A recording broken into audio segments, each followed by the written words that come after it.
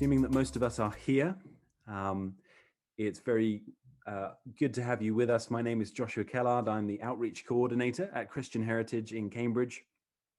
You'll probably have picked up that this is a picture behind me, but the events that we run are normally hosted at the Round Church, but it's a great pleasure and joy to be able to extend our reach and offer webinars at this time.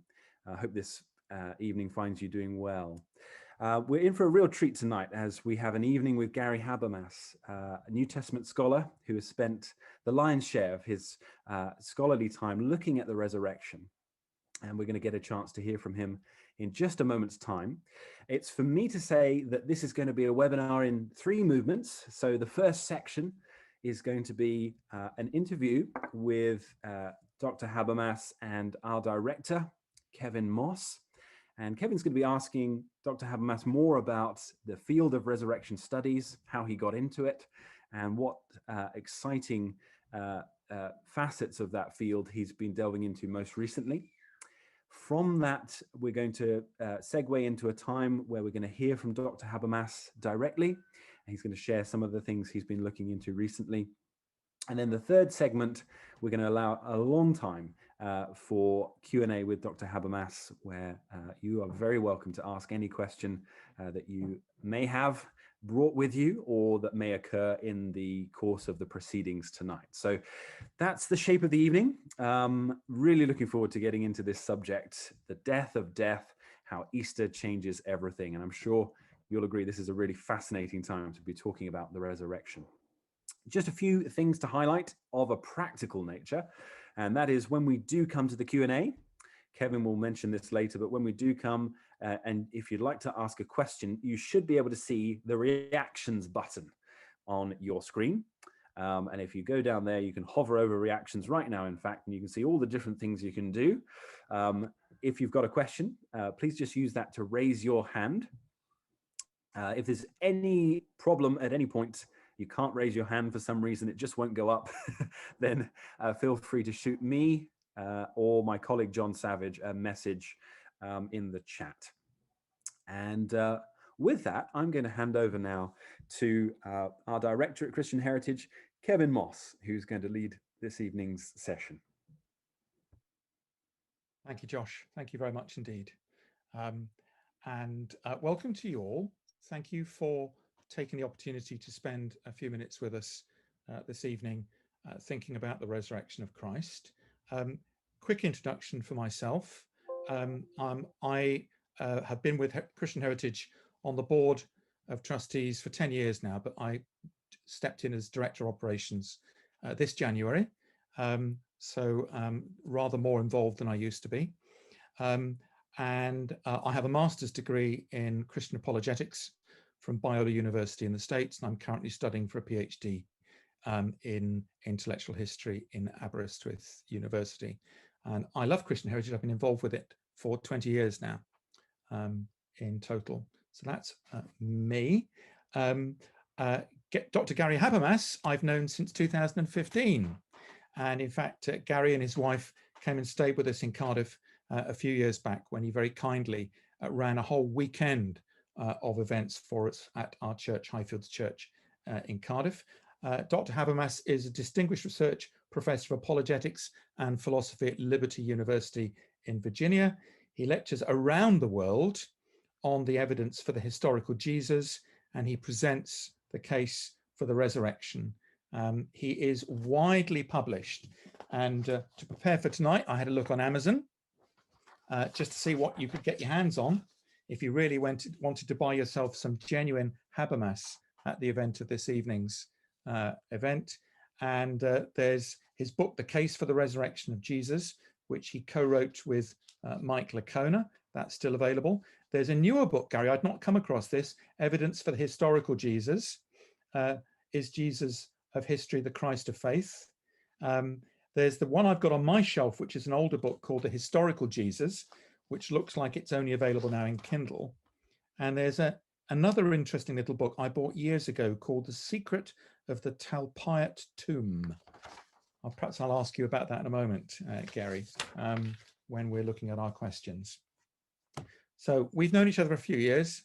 And I thought I would lead him in gently and hopefully give you all a bit of a sense of where he's coming from in this subject.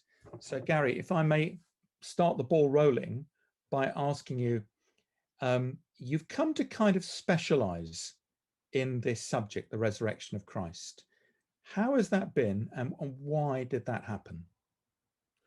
Well, first of all, Kevin and everybody else, Josh and John, it is great to be with you tonight. I've spoken in the Round Church before in person, and I love the scenery around there. I'm a history nut, and if you take a real quick little story here, a number of years ago, I was in Oxford, and I turned left to go down one of the main streets in Oxford. And of course, Oxford's nickname was the city of 100 medieval spires.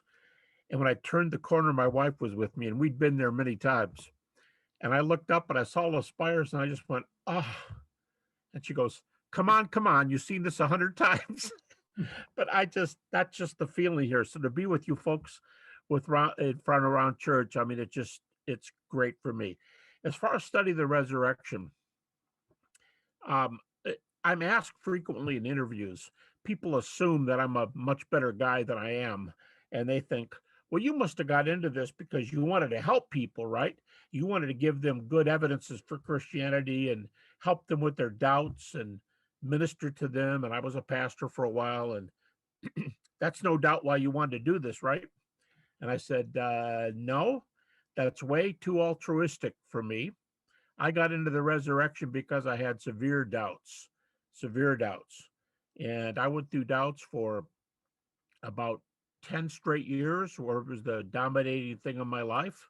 The 1-2 punch of my life was sports of various sorts, especially in the U.S., American football and ice hockey. And then when I would come in at night, immediately the question was, where did I leave off from my study the night before?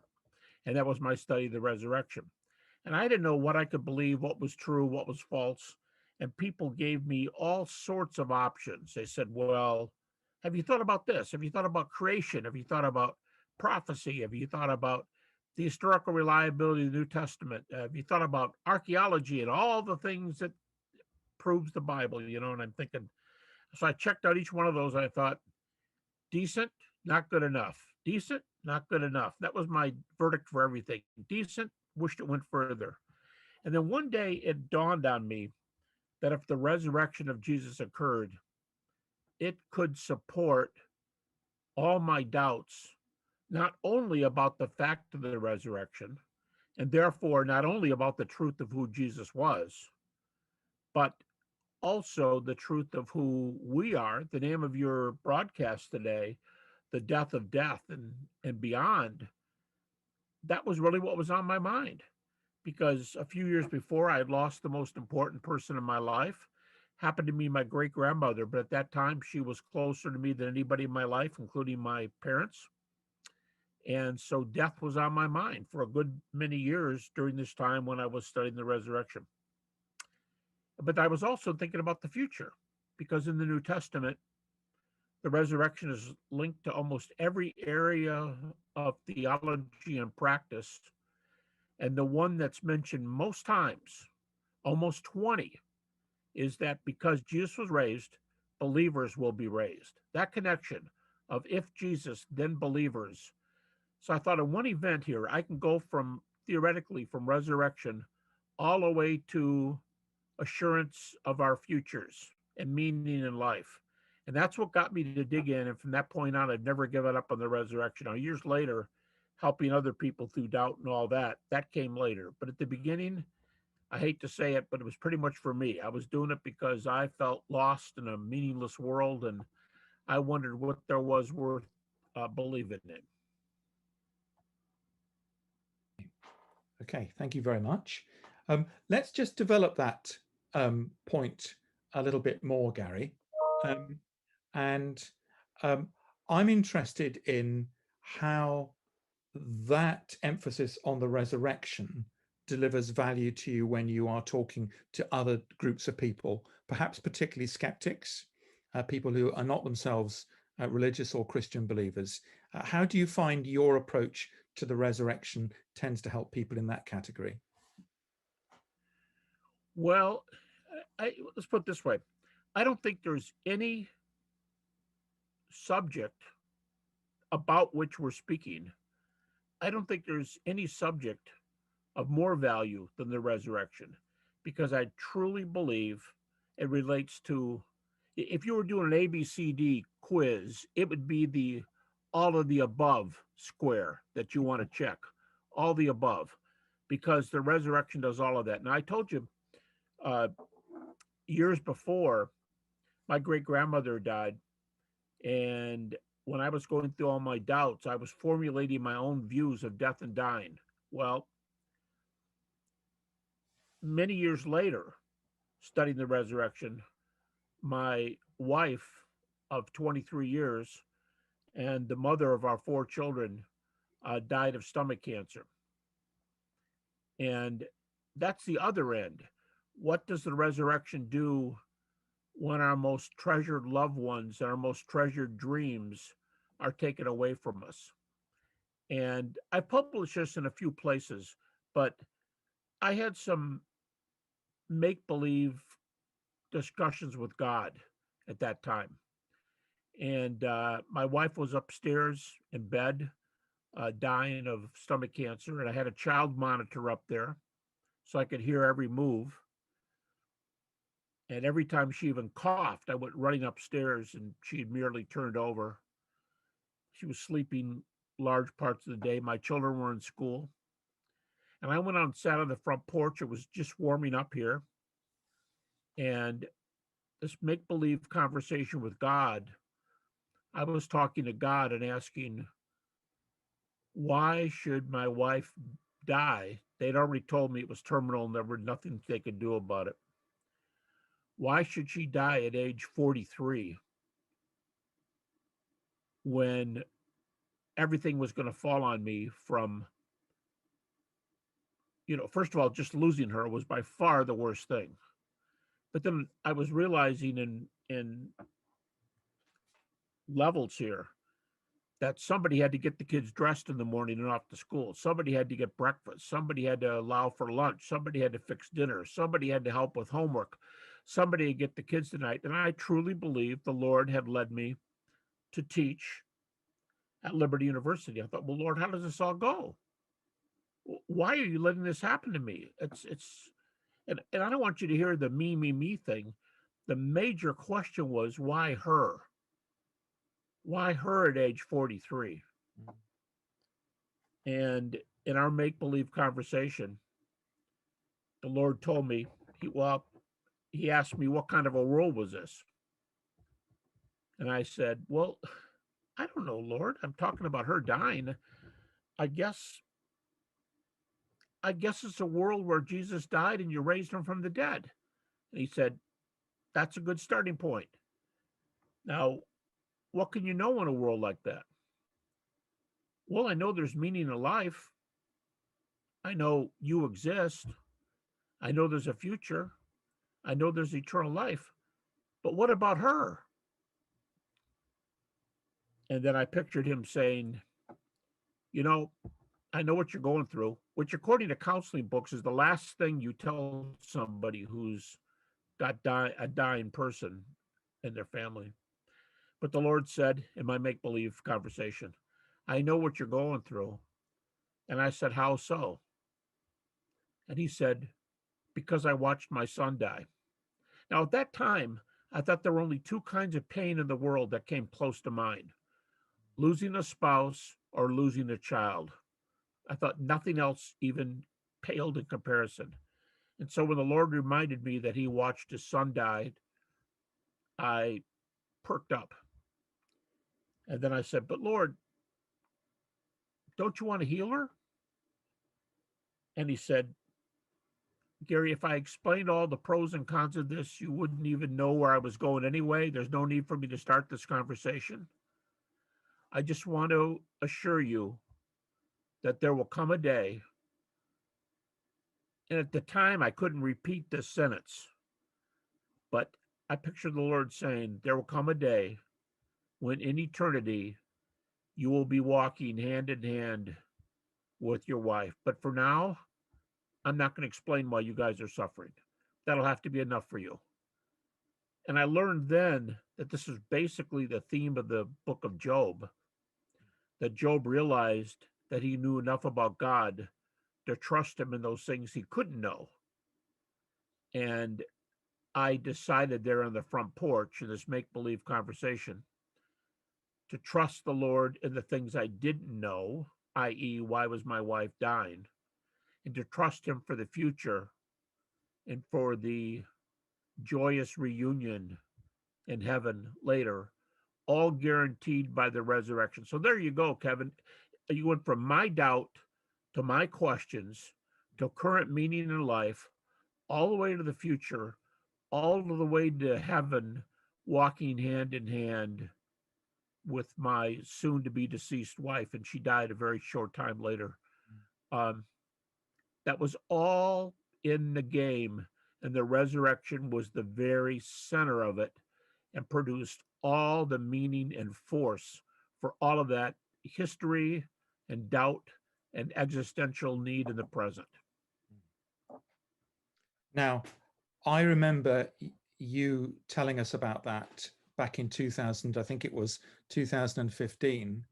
And at that time, we had just buried my son, who had died the previous year, and a whole series of other very close relatives. You may remember that. And my wife, Mag, said that that was about the only thing that somebody had said to her that really made sense of those circumstances, that conversation you imagined in your head. And I couldn't help but feel that it was a more of a real conversation than an imaginary one in terms of what it delivered for you at that time. It certainly helped us. So given that that is so significant, I'm running off slightly here, but I think this is an important thing. Why do you think it is that the big atheist apologists, people like Richard Dawkins, Christopher Hitchens, and people like that, why do you think it is that they pay so little attention to the resurrection of Christ? Wow, that is a loaded question. I think there's a lot of reasons. I think one reason is, as the two of them say, as Hitchens used to say, and as Dawkins still says, the resurrection is such a minuscule event in the whole history of the world. It's a little nothing in the small, dark corner of the world that nobody cares about. Why should anybody care about it? That's one reason, I think. I think another reason is because they can't deal with it. I think in a dialogue, they would not stand a chance making it to first base or second base, using American sport there, but I think y'all know what baseball is. They wouldn't get to first base, second base, third base on the evidence. They wouldn't be able to deal with it. The evidence for the resurrection, if you gave a little bit of evidence and stopped and asked them to explain it, I think they get frustrated and get lost. So on the one hand, they really do consider it a very small nothing event, when Richard in particular was at least all about science at Oxford. But on the other hand, I think they often put the resurrection down because they don't want to deal with the data. No. They don't want a discussion. And Richard Dawkins especially always avoids dialogue on this subject. He's done it many times. Yeah. Okay, that's helpful. Thank you very much indeed. I wanted to ask you whether there is anything particularly new in your own work and your own thinking that you think is particularly helpful for understanding Christ's resurrection. It's always helpful to catch up. This is a few years after you and I last talked. So what's happened in the meantime? Where has your work taken you? What do you think is the significance of it? Well, you're asking a very specific question, and that's good. You're asking basically, what have we come to find out in the last 5 or 6 years? Yeah. And of all the developments for the resurrection, I argue what I call a minimal facts argument for the resurrection of Jesus. So when I go to universities, I will often say, so let me ask you students a question. If the New Testament is inspired, was Jesus raised from the dead? And they'll say, well, yeah, if New Testament was inspired, but who believes that anymore? Okay. Now, what if the New Testament is not inspired, but it's a very reliable book? Was Jesus raised from the dead? And they would very smartly say, it depends on what part's reliable and what part's not. Okay, that's good. That's good. Say, what would happen if the New Testament was the worst it could be? The New Testament was an unreliable book. Is there a chance for the resurrection? And I think they would say, absolutely not. And I would say at the beginning of my lecture, that's what I'm here for tonight.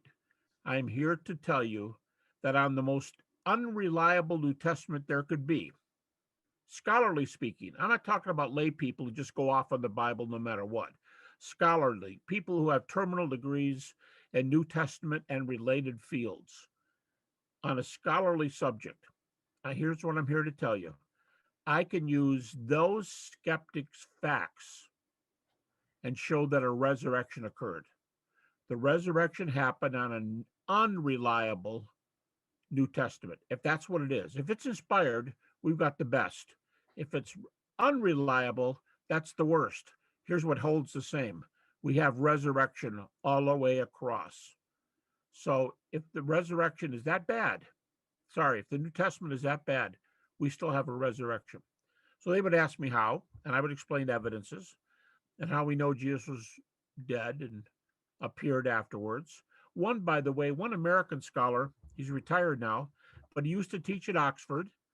And then he came back to this country and spent the last few years of his public career at Duke University, one of our, excuse me, one of our top 5 or 8 universities in the country. And then he retired. And he wrote a book. He wrote several books. He's given credit, E.P. Sanders, he's given credit for kicking off the third quest for the historical Jesus, the movement we're in right now. But he said in his book, he said, I'm a liberal. He said, I'm a liberal. But the fact that the disciples had real experiences with Jesus after he died is something that is allowed across the board in scholarship. You go, wow, where were you teaching? Oxford and Duke. And what's your field? New Testament. And supposedly you started the third quest for the historical Jesus? Well, that's what people say, supposedly. And you think more scholars than that? You think it's a given today? The vast preponderance of scholars allow that Jesus was raised? You say, well, I don't know what he looked like. That's what he says, actually, a couple times. I don't know what form, but yeah, they saw him later. And you say, what has happened to contemporary scholarship? I'd say the most exciting thing, Kevin, the most exciting single thing is the key word early, which is one of the facts in the New Testament. When I first started lecturing on the resurrection years ago, people were still being inclined to use Mark or Matthew, often called the earliest Gospels. Now, Mark, according to most scholars, don't give an account of the appearances. So Matthew, Luke, and we're talking already 40 to 50 years away after the cross. Now, before anybody says anything, that is an extremely short time in ancient history. When you think that the earliest biography of Alexander the Great was almost 300 years later, and the best biographies of Alexander the Great, Plutarch and Arrian, are about 450, almost half a millennium, are the best biographies of one of the best known personalities in the world. You go, well, you're just picking a bad example. Actually, I'm not picking a bad example. Let's use a religious example, Buddha. The earliest sources for Buddha and that he was a miracle worker, according to one Buddhist scholar, are 600 to 800 years after Buddha was born. So even if you use the Gospels, that was extremely good. But then years ago, they were already backing it up. And critics' favorite scholar today is the Apostle Paul. They think Paul is the key authority in the New Testament. And of the 13 epistles that have Paul's name on them, critics will give you 7 of them. You can cite 7 of them to your heart's content. That doesn't mean everything in them is true, but that means Paul's a scholar. I often say Paul had an equivalent of a PhD in Old Testament. He was a Pharisee. He knew how to study scripture, but he was somebody who put his shoe leather or sandal leather to work by capturing men, women, and children and dragging them off to prison. He was in the right place for people to know. And Paul's earliest book is 1 Thessalonians, 50 AD. Now we're only 20 years after the cross. But the most exciting thing in recent years is the development of information about the early creeds in the New Testament. There are dozens of early statements embedded in the New Testament books, which scholars have a bunch of reasons. Now remember, these scholars are pretty quote unquote liberal scholars, and they allow that these early creeds go all the way back, for the most part, all the way back to 1 to 2 years, maybe 3 years after the death of Jesus. That's how far they go back. So you get the Gospels at plus 40, 60, 65. You got Paul at plus 20, starting at plus 20. But these go back immediately after the time. Gerhard Ludemann, an atheist New Testament scholar, says that the earliest reports, the earliest creeds we have, started immediately after the events themselves. That's Gerhard Ludemann. Larry Hurtado, he's American, but he's well known to British crowds because he was the chair of religion at Edinburgh University for years until he just passed away recently. Larry Hurtado also says days or months after the resurrection. Jimmy Dunn of Durham also just passed away recently, but Jimmy Dunn said the earliest report of resurrection is months after the event. But here's the most radical one. Bart Ehrman, who's probably the best known New Testament critic in North America and an atheist, non-Christian atheist, he says all the early creedal passages that Paul quotes, like 1 Corinthians 15, 3 and following, that list of appearances, he says they were probably all in existence before Paul was converted. That's 2 to 3 years after the cross. He says they were probably all in existence before Paul. They were in Jerusalem, came from Jerusalem. Paul knew them. And you ready for this one?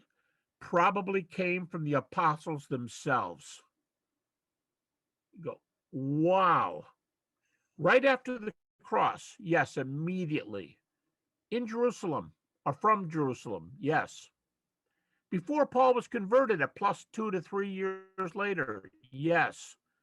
And maybe or probably came from the apostles themselves, yes. Well, we better start studying these things. Well, there's dozens of them. And it's been estimated that 80% of these early creeds celebrate the gospel data, namely the deity, death, and resurrection of Jesus. They don't just do anything in early Christianity. They zero in on the deity, death, and resurrection of Jesus. And these things are being dated now to immediately after the cross. No wonder Paul traveled around angry. No wonder he stomped on people and killed people and dragged them and held the coat for those who stoned Stephen. He knew these creeds were around, and I think he was probably pretty ticked. He's probably pretty upset what these guys were teaching, how they were making light of the Old Testament, making fun of the law, and trampling under their feet everything Paul thought was sacred, until he met the risen Jesus on the way to Damascus.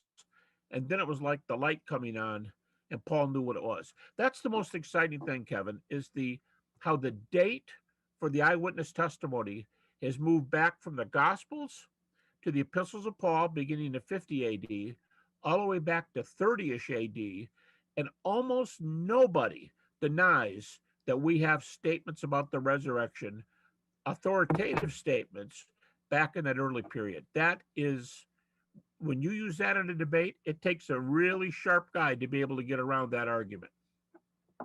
Now, you mentioned one of those sharp guys, didn't you? Bart Ehrman. And Bart Ehrman seems to have admitted the validity of those arguments. So how does he get around it? Do you know? Why doesn't it have a logical impact on him? First of all, the 6 facts that I use, that I call the minimal facts, he admits all of them. He admits every one of them. All right, so now the question you're asking, why doesn't he become a believer? Well, whenever anybody asks me that, and I get that question almost every time I lecture on this, if Gerd Ludemann, the German atheist, Bart Ehrman, the American atheist, liberals like self-styled liberal like E.P. Sanders, if they call themselves these things and yet they allow these data, by the way, Pinchas Lapid, a non-Christian Jewish PhD in New Testament, affirmed the resurrection. He said it actually happened, and we have eyewitness testimony for it. Says this Jewish scholar, and I'm sorry, I used the wrong name. It's Pinchas Lapid is his name, Pinchas Lapid, and it's okay. Why do they admit him? Why don't they come to the body of Christ? Well, when that happens, I tell a little story, and this story I won't have to say anymore. The story explains why these people don't believe. Kevin, let's say you and I are best friends, and I'm married and you're not. Now, you have a lovely wife that we've had the privilege of meeting and spending time with, and I know you're totally all about her. We saw that in person in Wales. But let's just say we're best friends. I'm married, and I know a relationship like that, but you don't. You're single, but we're best friends. And I've met a person that I just think, since I'm happily married, you should be happily married because we're best friends. So I want to introduce you to this person. And I do. And I say, come on, go out for a meal, go see a movie, go do something. And you say, well, I hate blind dates, but because we're best friends, I'll do that. And you go out several times. Next time I see you, I say, how is it going with this person? And you say, I'm going to tell you something, man. You know me really well. This is the neatest person I've ever met in my life. She is fantastic. And I jump in and I say, Kevin, can I be your best man? Can I be your best man? And you go, whoa, dude, time out. You're assuming that because she's the most incredible person I've ever met, that I want to get married. But that doesn't follow, because she could be the greatest person I've ever met and me not wanting to be tied down right now. I don't want to get married. I think that is what's going on. The main reason with skeptics who don't want to come to the Lord, I think, is they quote unquote don't want to be tied down. You're asking somebody to believe facts, and then you're asking them to say, I do to Jesus. You're asking them to have a relationship with Jesus. You know, when I say I do to Jesus, it is interesting that in the Old and New Testaments both, God the Father is the husband, and the church or ancient Israelites are the bride. So that language is frequently used. And in marriage, we say I do to somebody. And then again, with my story, Kevin, you're my best friend. You're not willing to say I do just yet. You don't want a relationship. And I think there's a lot of people in this world that can be convinced of any number of facts, but they don't want a relationship. And I think that split between data and commitment is the reason why this happens. Okay, that makes a huge amount of sense, doesn't it? So how does that affect the way you communicate the truths or the facts of the resurrection to an audience which may be largely skeptical or partly skeptical when you recognize that? How does communicating the facts help them if they are people like the unattached? Yeah, great question. This interview is, I mean, this is super. You're going right down the right lines here. I would say that all I can do as a lecturer, especially when I'm going to these universities or other places, I only have one or two cracks at these folks. The best I could do is A, give the evidence, be faithful to God's word. I've been faithful to God's word, even though I'm in principle using a New Testament that's unreliable. But of course, my point is, if the resurrection happens with an unreliable New Testament, it certainly happens with an inspired New Testament. So I want them to hear the message of salvation. I tell them about what it means to say I do to Jesus. And by the way, that I do language is not just the bride and the groom and the bride throughout the Bible, but also the Greek word pisteuo or pistis, the noun for believe. It means to fully commit. It means to go all in. The word is much stronger than our English word for believe. My Greek professor used to say, John 3:16 could be translated, for God so loved the world that he gave his only begotten son, that whosoever commits himself to him will not perish but have eternal life. So I can only take them down that path, try to be true to scripture, argue for the truthfulness of the resurrection, talk to them about an I do relationship, and leave it. Right? I can't have an invitation in a secular university, either in the US or in the UK. So I leave it. What I'll be doing is what a good friend of mine, probably known over there in the UK pretty well, Greg Koukl, who's a very well-known apologist himself. Greg Koukl says to crowds, this is one of the coolest one-liners I've ever heard. He says, you guys might try to think I'm trying to convert you. I'm not trying to convert you. I'm trying to put a stone in your shoe. And that's what I have to do at universities, right? I put a stone in their shoe. And I'm hoping that a month or a day or a year later, they will be bothered about that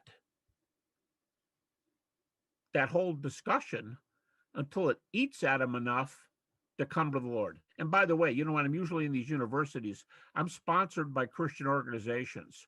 There's a lot of people there's a lot of Christians there to hold these folks' hands and to talk them through the relationship if they want to do that. The Christian groups will see to that.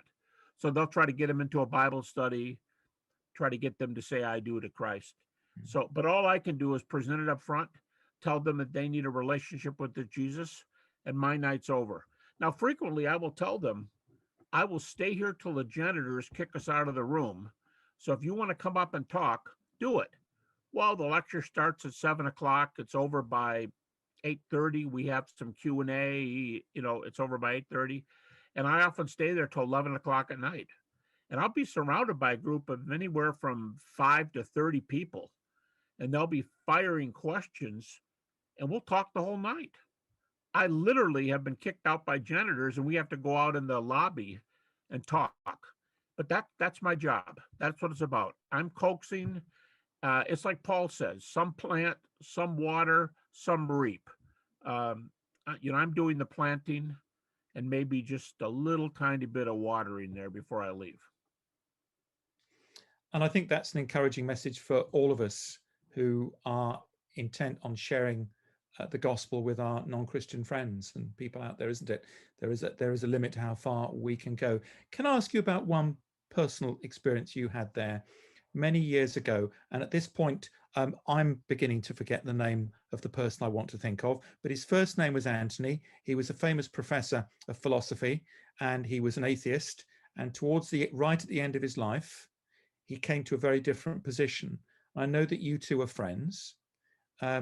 And I don't want you to divulge conversations that you had, but my reading of what he said afterwards was that he said that the understanding that Christ did actually rise from the dead was the best explanation of the data that he was able to come up with.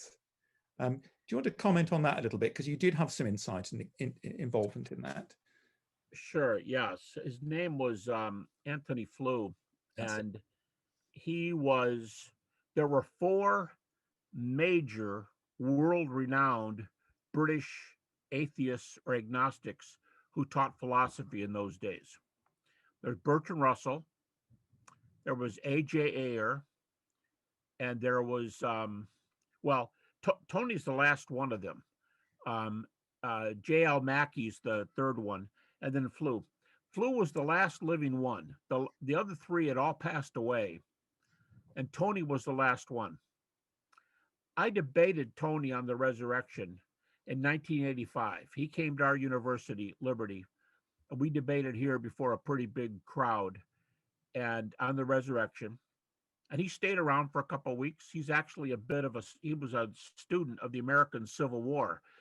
And one of my colleagues took him around to several Civil War battlefields, and he spoke to our graduate students in philosophy, and we didn't care what he said. He could say whatever he wanted. And so that was that first time. He and I debated on the resurrection 2 more times. And I'm not saying anything that occurred to him was because of me, because a lot of other people, a lot of major people had befriended Tony. But about a year and a half after our last debate, I had heard that he had become a theist. And I called him on the phone in Reading in the UK there. And we were talking. As I said, we were quite good friends. And I said, Tony, I heard that you become a theist. And he said, well, he said, it seems like I've gone in that direction. I think the most logical result here is to believe in God. And but then he said in that phone call, he said, I'm not sure I've really become a theist. Maybe it's more accurate to say I'm still an atheist with big questions.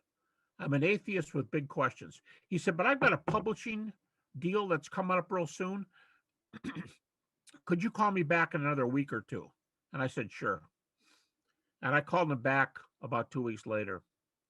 And he said, well, I've had time to think about our chat and what I said the last time. I was an atheist with big questions. But now I've made up my mind. I have become a theist. And when that news got out that the famous Anthony Flew, the last of the 4 British, the foursome, had become a theist, he would variously describe it either as deism or as theism.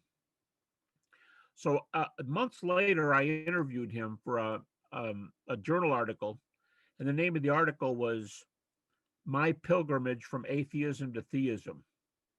Now, that was 2004, and of the article, and he and I stayed good friends. I'd often call him at home in Reading. We would talk about everything. We talked about politics, what he thought about the world.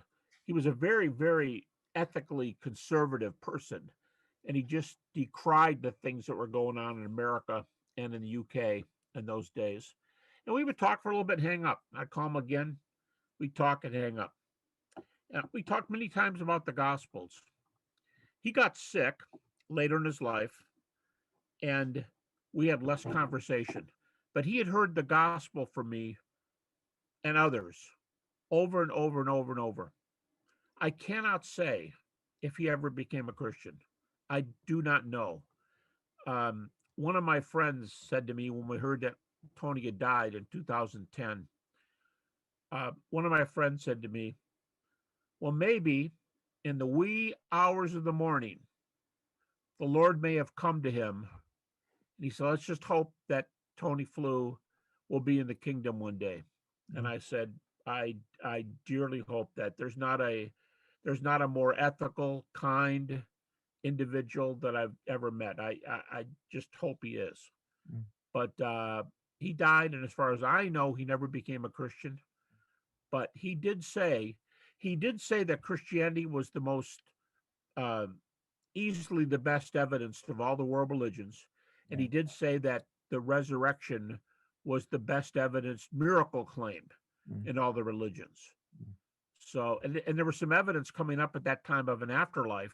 He also said that it was looking more and more that there was some kind of an afterlife, which he had steadfastly not believed in for his whole life. So that's between he and the Lord. But, I really fondly hope that that, he found his way to the Lord. Thank you. Thank you. Well, I think there's an encouragement for all of us here tonight who are Christians in that, humanly speaking, Anthony Flew wasn't ever going to come to that kind of position, was he? And it's quite a remarkable turnaround at the end of his life. So I think we should see some encouragement in that.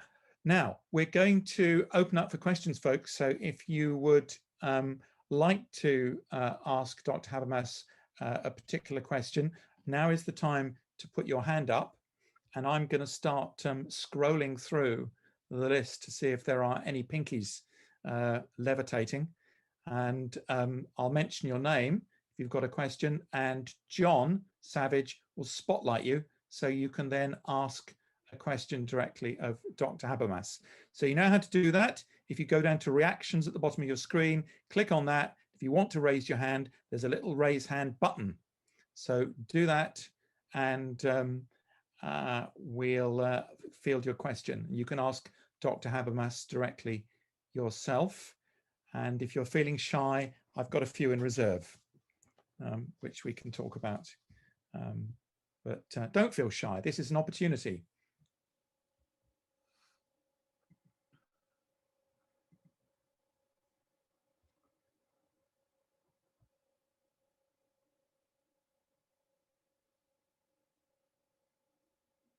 Oh, look, we got one. Right, Hugo.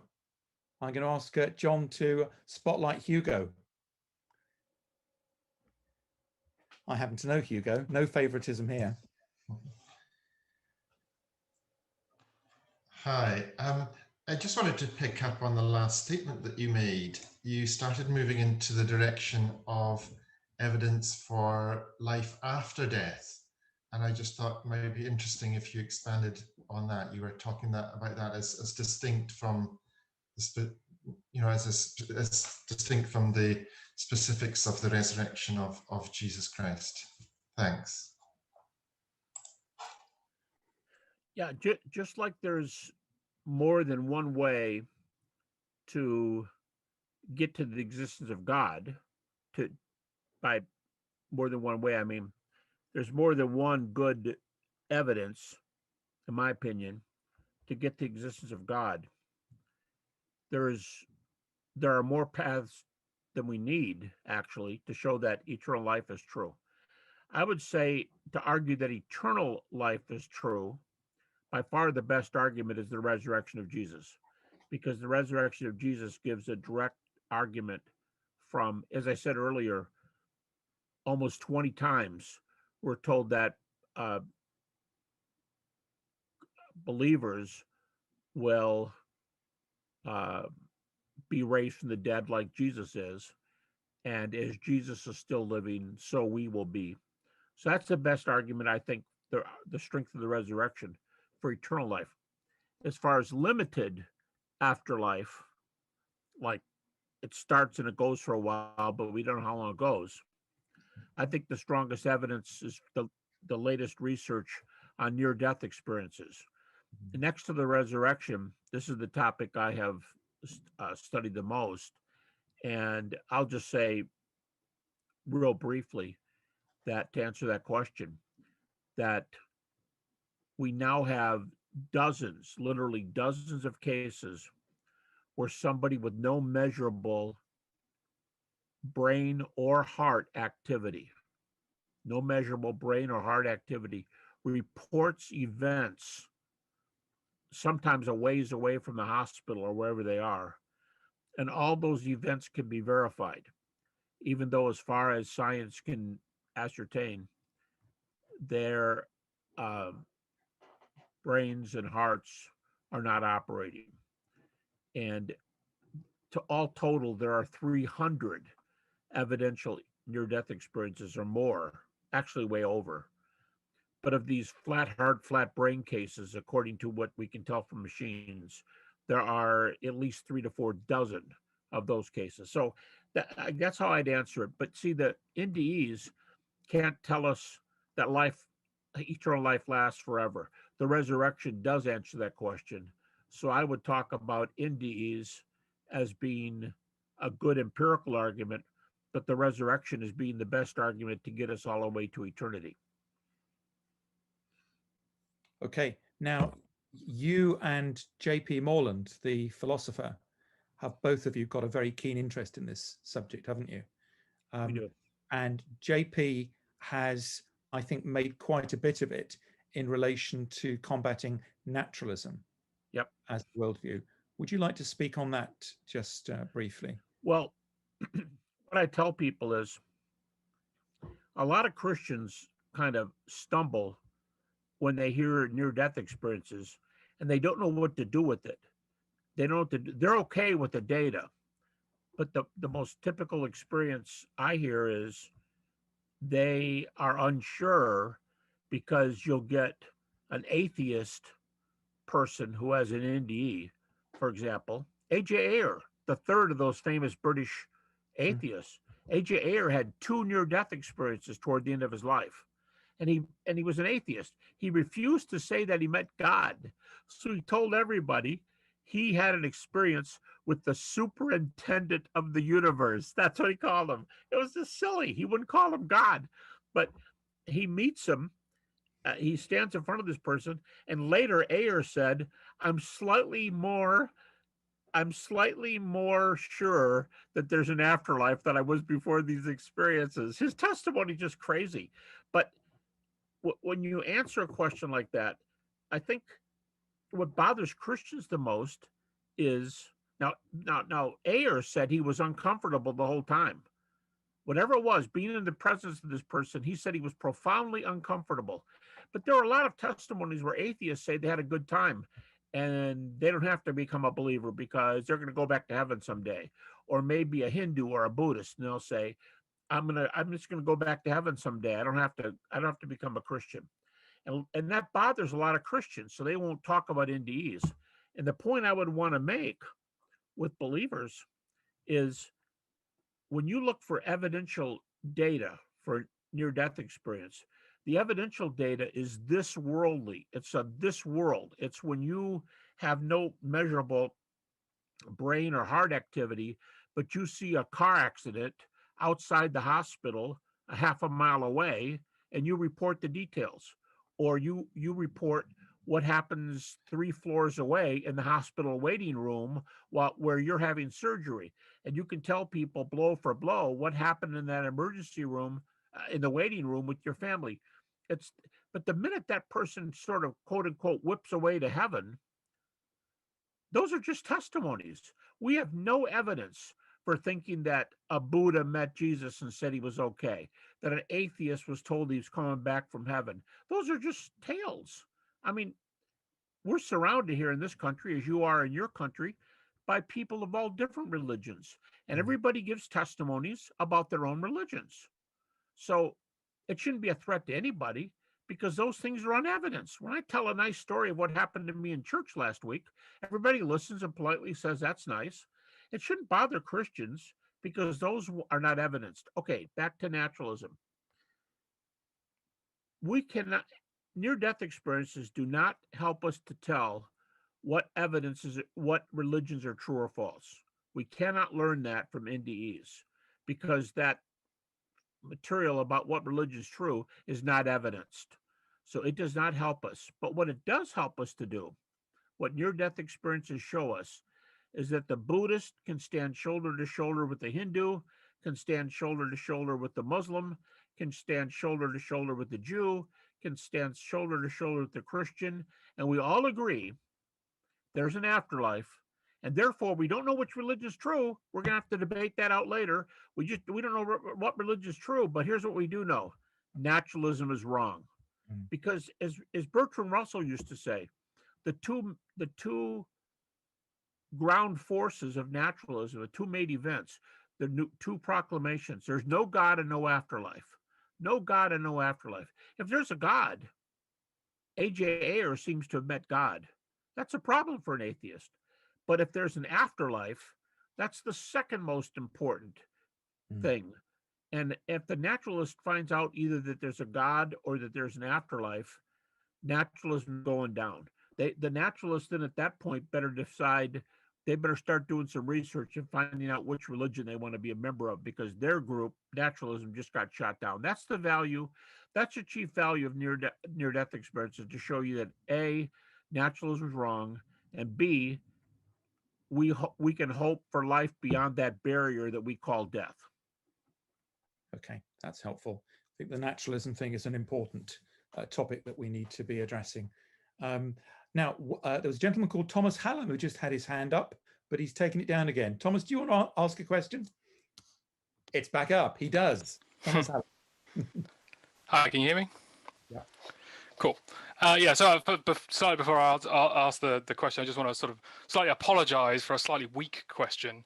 I'm afraid I'm not very familiar with your six sort of major basic facts. So this isn't a question that I have sort of a particular weakness in mind when I'm asking, but I'm kind of thinking when I go away later and think about this and sort of look into it, this is kind of the question that I'll have in my mind. So I kind of want to ask it now, even though I don't know sort of the strength of it. So the question is, so you kind of have a sort of this sort of path. I think you sort of describe paths to the resurrection. These sort of pieces of evidence. Now, sort of when I'm thinking about sort of arguments and evidence, they're kind of thinking of like a balance. Like there's, there might be good reasons to believe something, and these things might be strong, but they're sort of like counter pieces of evidence. Now, some counter pieces of evidence that atheists like often to go for will be things like sort of suffering the world, and yourself and Kevin have obviously talked about some of the deep suffering that you've experienced. But I wonder what if you've sort of been sort of challenged on the point of like, how does your argument for these sort of basic facts fit in with sort of a balance? Are there sort of counter pieces of evidence, not necessarily for the resurrection itself, but sort of for sort of God in general, that sort of says, okay, well, yes, there's this evidence to think the resurrection occurred, but there's all these other pieces of evidence that sort of suggest that sort of either Christianity isn't true, or that God isn't sort of what the Bible says, that the evidence might stack against it. No, but just despite sort of the apparent strength, if you just look at the resurrection argument. So that's my question. Good. That's great. You know what, Kevin, you having a lot of years I only teach at the PhD level in school, and I'm leery of these guys like Thomas who say, I've only got an introductory question here, and then he asks maybe the weightiest question in history. What about the suffering in the universe? The whole book of Job, Abraham's life, David's life, Jesus on the cross. My God, why have you forsaken me? I mean, why suffering? Paul's thorn in the flesh. That's a great question, Thomas. Okay, let me go after this. You're right. The facts are weighed in the balance, and you do weigh arguments. Here's why I think the pain and suffering in the world does not touch the resurrection. And here's the reason. I'll give you a bunch of reasons, but here's one. Pain and suffering no more proves God does or doesn't exist than it goes after the resurrection. Let me say it a different way. Atheists have as much problem with the problem of evil as Christians do. They both struggle the same amount. Now, let me try to explain that. People might think that suffering and evil support atheism or agnosticism. But actually, if you're an atheist, and if you're an atheist, and if you, not you, Thomas, but I mean, if the person is an atheist, and if they don't believe there are absolute ethics in the world, if they don't, sometimes atheists say there's absolute ethics, but when you question them, it's more pragmatic.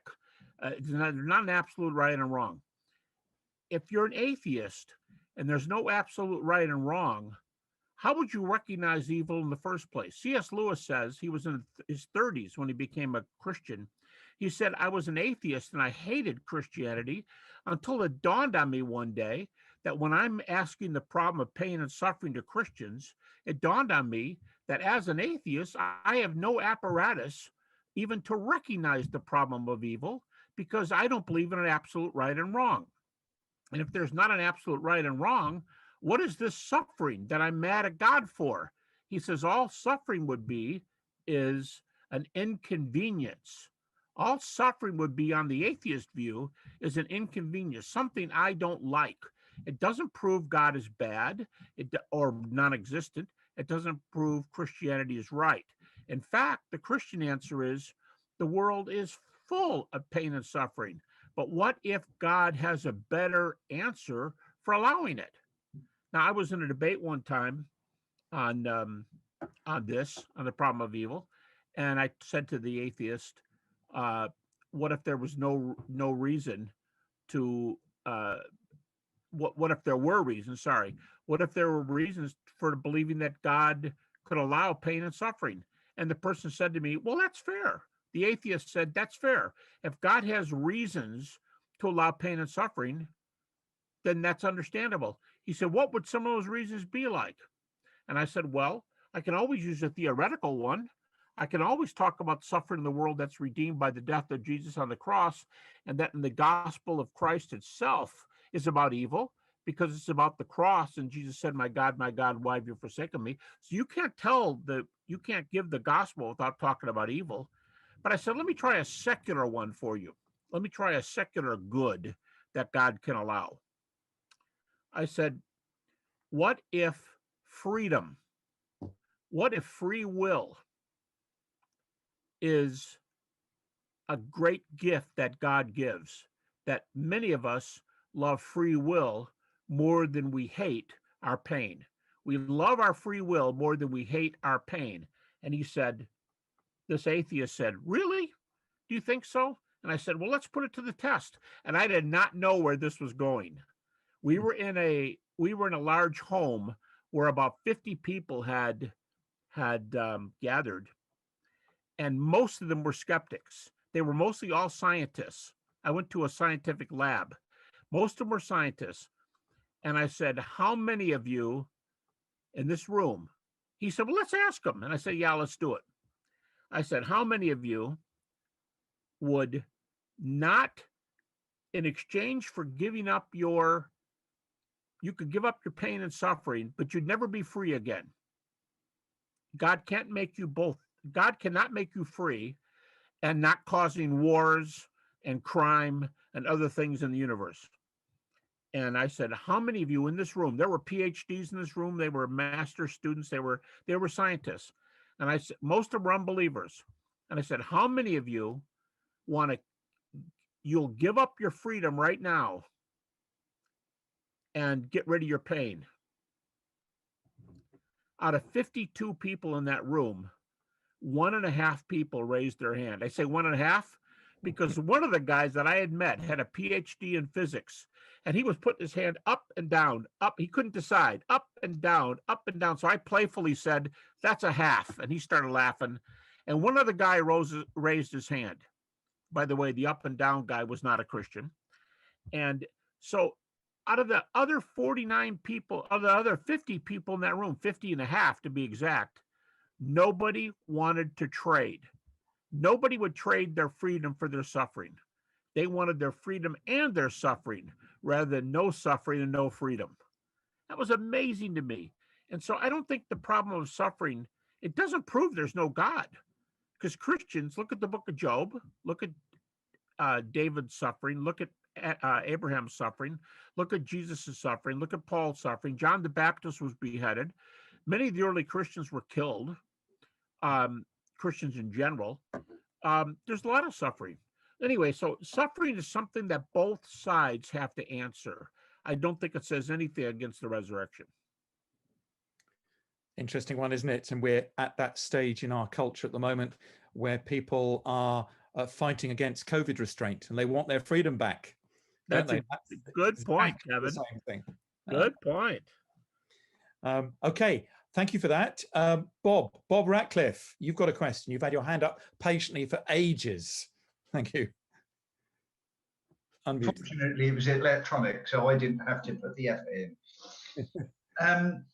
Gary, I have a specific question from John chapter 20, which I read about some time ago, but I've not heard much on this. And it concerns when Peter reached the tomb, verse 5, he bent over and looked in at the strips of linen lying there, but did not go in. Then Simon Peter, who was behind him, arrived and went into the tomb. He saw the strips of linen lying there, as well as the burial cloth that had been round Jesus' head. The cloth was folded up by itself, separate from the linen. Finally, the other disciple who had reached the tomb first also went in. He saw and believed. Now, I read a number of years ago in a book that was written in the 1840s, that what this passage is really showing is that the grave clothes weren't discarded, but that they were complete together, more like a cocoon. And that's what convinced these disciples to believe. But I don't really have this explained or have this said much in Christian circles. Have you a view on that? Yes. Very common view, that cocoon view. Let me explain the view first. The cocoon view is that the grave clothes that encased Jesus' body, he was gone, so the grave clothes collapsed, but they were all there together in one place, as if he had left the clothes and left the tomb without taking off the clothes. He just presumably went through them and presumably went through the rock. And so the graves are there, like the idea of the cocoon is sort of like the butterfly coming out of the cocoon, but leaving most of the cocoon intact. So we see these cocoons on trees and bushes, but the butterfly is gone. The reason you don't hear too much of that today is that Greek scholars do not think the Greek really argues like that. And what they say is the Greek can mean it that way. That could be true. The cocoon view could be true, but the Greek does not require that. And then it just could be that Jesus' clothes were all there neatly and he was gone. And someone could say, well, then how does that convince anybody that he was risen? Well, for that exact reason. Let's just say, for the sake of the argument, that Jesus took, and I'm not saying this at all, you can't tell this from the Greek, but let's say Jesus himself folded the clothes up like you make your bed in the morning and laid the folded clothes neatly on the rock. They would still be convinced because the grave clothes are there, but the body's gone and this tomb had been shut up. The tomb started out closed and it was still closed when they came in. So you'd still get a resurrection. I'm just questioning that the cocoon story may not be exactly right, but the story that the grave clothes were still there, that's the main issue. They were still there, presumably neatly in one way or the other, cocoon or folded up, but they were all there and he was nowhere to be found inside the tomb. Good. Thank you. Thank you. Thank you very much indeed. Now, anybody else? Oh, we've got Joe Ogborn. Joe, would you like to ask your question? John, can you unmute him? Joe, hiya. Yeah, hiya. Just a very simple question, really. I think most people, including myself, live lives where we don't study this all the time. So if you had to summarize your argument for the resurrection and what, if anything, we should go home and think about, if you want to put a stone in our shoes, what is the stone that you want to put there? Okay, I'm missing the last few words. What is the what? What is the stone? You mentioned wanting to put, when you do lectures, about putting a stone in people's shoes so that it kind of sticks with you. I'm just trying to ask, what facts should we think about on the back of this lecture? Well, if I understand your question, what I just would have outlined in that lecture were the 6 minimal facts, and I'll tell you real quickly. Those are Jesus' death by crucifixion. The earliest disciples believed they saw the risen Jesus. They had real experiences. Third is the one I took a lot of time with, that was proclaimed very, very early. Fourth, their lives were absolutely transformed by the resurrection. And then 2 skeptics, James and Paul, became believers they abandoned their unbelief and became believers when they believed that they admit there isn't Jesus. So those are the six. By the way, on my website, GaryHabermas.com, you can find those 6 facts listed all over the place. Most of my lectures on the resurrection, I do those facts for anybody who wants to get them.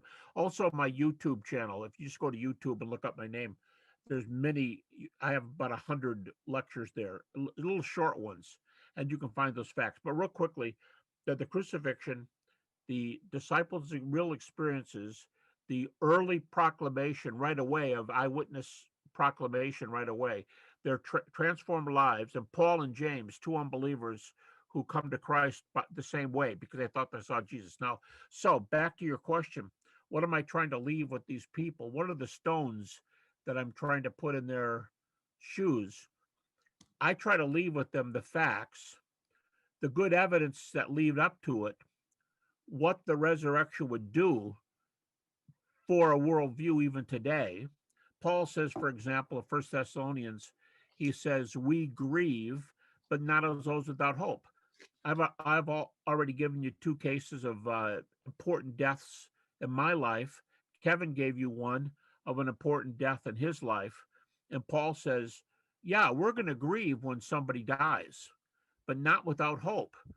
And there's a world of difference between grieving with hope, I will see him again, I will see her again, and grieving without hope, I will never see her or him again. So I lay the case out, and the stone I want to put in their shoe is, because of all these things, you have a decision to make whether to walk away and say it's rubbish, or you want to walk away and say, I want to know this man named Jesus. It's that ongoing question mark is the stone that I'm putting in their shoe for them to think about. Okay.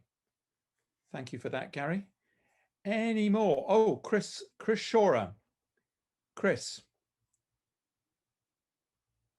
Hi, Gary. This is more of a philosophical question, really, I think, than one based on evidence, but it does relate to your answer to one of Kevin's questions about the loss of your wife. Yes. And the understandable need for restoration of that relationship in an afterlife. But in the UK particularly, relationships are really breaking down now, or are very shallow. There's many reasons for this. We could go into it, but people are less keen on maintaining relationships and seeing them in an afterlife. So occasionally when I share with people about resurrection and afterlife, people come back and say, well, I don't really want to live forever. You know, I think living forever would be so tedious. It would be something that the last thing I would desire. And I wondered if you'd ever come across that sort of response when you talk about resurrection and afterlife. And if so, do you have an answer to it? Yeah, you know what? That's a very, very perceptive response, because that same thing's happening in our country with broken relationships. And the person, now I would give several responses. I would say, you might say you don't have responses, you don't have relationships like that, but I'll bet you do. I'll bet you have closer relationships than you think you have, would be one thing I would say. But here's a better response. What if I said to that person, well, do you care about yourself? Do you want to live forever? And over the years, I have studied with or met some of the foremost atheists in the world. I studied under a person who was voted as the most influential psychotherapist in the world, PhD in clinical psychology. And this person scoffed at the afterlife, said over and over, no, I don't want there to be an afterlife. And yet I was listening to one of their lectures, and right in the middle of it, they said, of course I would like to live forever. Who wouldn't? I would absolutely want to live forever. But of course, there's no such thing as an afterlife. And then I've been told, don't quote me on this, but I've been told that Bart Ehrman said in a recent book of his, the New Testament Skeptic here, man, Bart, forgive me if I'm misquoting you. Somebody told me, they sent me a quotation. They said that he said the same thing. He said, of course I would like to live forever, but I don't believe in an afterlife. Okay. Another reason I would give is if you don't have a relationship with somebody you want to be with, you want to be with yourself. I mean, would you like to be with yourself forever? Do you want good experiences to go on forever? And if the person says, no, not that either, then I might say, wow, can I hold your hand while we go to the emergency room to make sure you're not into suicide or some kind of, Paul makes the comment, no man has ever hated his own life. We all have self-serving interests. And so I think if it wasn't for a loved one, I would go after their own existence. And I would also make that earlier point that I think they probably have better relationship with people than they think they have. I would use both of those, but I'd say, don't you want to live forever? Aren't you interested in that? Okay, thank you very much. Thank you, Chris. And I think, unless there's any other last questions, this is probably our cue. Oh, David Palmer. David, let's give you a go. You need to unmute. Thanks. Yeah, hi. I wanted to hear your views on whether discussing the historical evidence for the resurrection, just where does that come into preaching Christ crucified? How do these, where does it come into our evangelism? So I guess it's a question of apologetics and straight sharing the gospel. Let me see if I'm getting your question. Where does the resurrection come in when it comes to sharing the gospel? Where does discussing the historical evidence, like Right, kind of on a intellectual level, come into preaching Christ crucified? great. Yeah, good question. I told you folks about my wife who passed away, the mother of my 4 children. I'm remarried. I could tell you about my current wife. I could tell you about my mother. I'm not sure how universalist is, but I can talk to a lot of people in my life, and those 3 women. My father, there's 4. There's a lot of people who don't care 2 hoots about whether there's evidence or not. They just want to hear what it is and make a decision on whether this sounds like something I should get into. Okay. So I want the person who, when you're presenting the gospel, I want the Christian, to be versatile. So if the person is I don't need evidence, these people who I'm telling you, they don't need evidence in my life, my father and the 3 women, they would all say, when the speaker would come to church every year and he would give scientific evidence for intelligent design, or when somebody would come and give a lecture on archaeology, they would say, I'm always happy to hear that, but I don't need it. And that's what these folks will always say. I'm happy to hear it, but I don't need it. For the person who's happy to hear it, but they don't need it, I would just go for the existential push of all the religions. This is a little bit evidence, but if Christianity is easily the best evidence of all the religions. I could go into this question and do it for a PhD course easily. Evidence for the Christianity as a whole. But if it's the path, if you're looking for a religious path, it's the evidential one. Oh, you don't need evidence? Well, let's present it as the most existentially fulfilling answer. And by that I would mean it presents a path to eternal life. It gives you, let's look at it in 3s. It makes sense of past history. It makes sense of present existence. Christianity gives you a path to live in the presence. You could say, well, so does atheism, but atheism can't guarantee oughts. It can't guarantee objective ethics, but Christianity can. So it gives you a way to live right now, political and ethical views, and it gives you a way to live in the future, because the atheist has nothing to say about that. But the Christian says that you can live forever with your loved ones, or Chris's question, with loved ones or with yourself.